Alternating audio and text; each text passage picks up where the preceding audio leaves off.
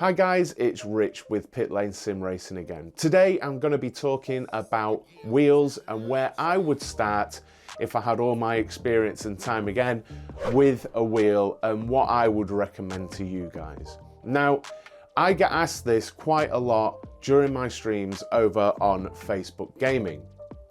Where should I start, Rich? What wheel should I be looking at and why? And I see a lot of people going and buying cheaper wheels and messaging me because they're almost immediately trading it in or upgrading.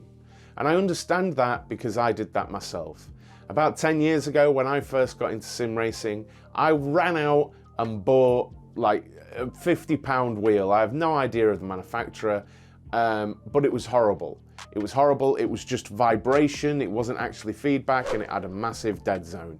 We'll speak about those features in a few moments. But what I did get was the steering sensation, and I thought, oh my God, this thing, sim racing, it's made for me. I need more, I need something more realistic. So that same day I went out and I purchased a Logitech Driving Force GT, which was an entry-level wheel at the time. I think it's discontinued now. But I see a lot of people making that same mistake, so this video is about that. Now, differences that you're going to get by going sort of really entry-level and to the level I'm talking about is what I've just described. You'll get it home and you may only have basically a vibration function or very weak force feedback.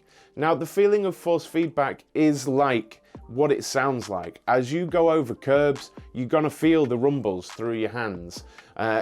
If you're unfortunate enough to make contact with someone or a wall, you'll feel that through the wheel. The bumps and the cambers in the track, you feel that through the wheel, and that all feeds into how you drive the car. And cheaper wheels have less of this, and it's less, the frequency is less, so you don't get as much detail in that. And the dead zone that you get in cheaper wheels will just destroy lap time as well, guys. So dead zone, let me just explain that. If you imagine you sat there with your wheel and you put in turning angle on your wheel, you'll get a few degrees of dead zone, okay? On the cheaper wheels, I guess the hardware isn't up to it. It doesn't register the first few degrees. You can sort of calibrate some of this out, but a lot of it is literally down to do with the hardware. So my recommendations, and this might put a lot of people off, is a Logitech G29, a G920, or a Thrustmaster T248. They're my entry-level 3. If you're into your racing and you really want to get into sim racing, they are the 3 that I would say don't look any cheaper, don't look any worse than that, and see if you can pick any up on the used market. You can pick them up around £300, but cheaper during sales. The Logitech range definitely go on sale, here in the UK at least, every sort of sales season, so January sales, Black Friday, things like that, they're always quite a lot cheaper. So do look out for those deals and do look out for them used. But sim racing gear tends to hold its value quite well until it's really obsolete. And why I would choose these is because they're at a really competent level of force feedback, and the dead zone is quite a lot smaller. And in my experience, especially the Logitech wheels, they are bulletproof. If you think about the volume of them sold and how many of them go really wrong, I had a G27 on my rig for about 7 years and I absolutely hammered it. I'm a big guy and I put some force through that, streaming, making videos and things like that.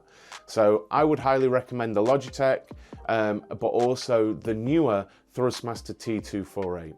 There are differences between those wheels. In the Logitech range, you get gear driven, so it's quite clunky to the feel and it definitely is noisy. So do bear that in mind. You're not having a set up in the living room with the wife sat there while she's watching Coronation Street or whatever, and you're going to be making some noise. So do bear that in mind, guys, because I know that's actually, you know, a thing. And the Thrustmaster has got what they call a hybrid drive. Unfortunately, I've never had one to test. I'd love one, but I've never had one to test. And what they have is a hybrid of gear and belt. So it makes sense that that should be somewhat quieter, but again, I've not had one to test. These again are around £300, and it's where I would start because you get your sort of better than budget pedals as well, but they're not great pedals, but we're going to do a separate video on the pedals. But that's what I would do, guys, and they're the reasons for it. I hope this has been helpful, and any questions you've got about this hardware, please do pop it down in the comments because I will do my best to answer for you, and the sim racing community is amazing, so if I can't, others may be able to.